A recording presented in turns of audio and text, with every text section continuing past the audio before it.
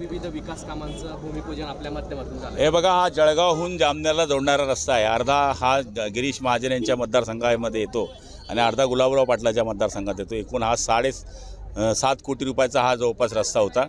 त्याला आम्ही दोघांनी मंजुरी दिली आणि आज तो रस्ता पूर्ण झालेला आहे। आणि मला तरी असं वाटतं की कंडारीवासियांना जो सगळ्यात दळणवळणाचा महत्त्वाचा रस्ता होता तो पूर्ण झाल्यामुळे हा रस्ता काँक्रिटीकरण आहे। याला 5 वर्ष खड्डं पडलं तरी काँक्रिटीकरणाचं माध्यमातून खड्डं जरी पडलं तरी ते कॉन्ट्रॅक्टरला भरायचं आहे। त्यामुळे आज याचं उद्घाटन करण्यासाठी मी या ठिकाणी उपस्थित आहे।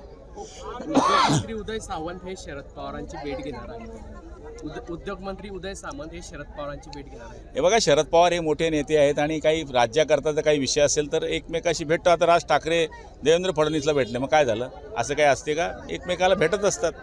राज ठाकरे देवेंद्र फडणवीस भेटीनंतर अमित ठाकरे यांनी आशिष शेलारांची पण भेट घेतली आहे।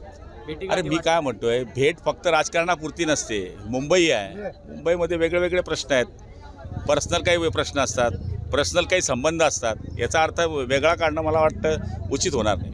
उद्धव ठाकरे राज ठाकरे पुन्हा एकत्र येणार आहे। गणपतीमध्ये निमंत्रण दिलेलं आहे अमित ठाकरेंनी उद्धव ठाकरे। चांगली गोष्ट आहे। गणपती बाप्पा आहे, गणपती बाप्पा सगळ्यांना बोलवतो। भाऊ, एक अत्याचाराची घटना जळगावमध्ये समोर आलेली आहे। या ठिकाणी शेंदुर्णी पाचोऱ्यातील पिंपळगाव अत्याचाराची घटना अल्पवयीन मुलीवरती लगेच त्याच्यावर कारवाई करण्याचे आदेश एसपींना देण्यात येतील आणि जो आरोपी आहे त्याला लवकरात लवकर पकडण्यात येईल।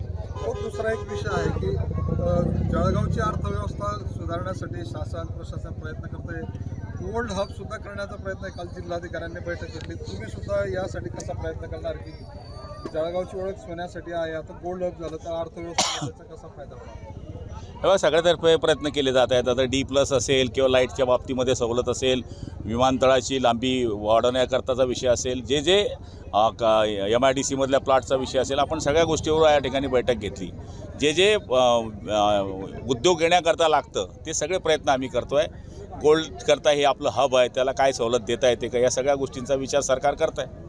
अवकाळी पावसामुळे मोठ्या प्रमाणात शेतकऱ्यांचं नुकसान झालं। सगळ्या ठिकाणी जिथे अवकाळी पाऊस झाला आहे तिथे पंचनाम्याचे आदेश देण्यात आलेले आहे आणि लवकरात लवकर शेतकऱ्यांना मदत करण्यात येईल।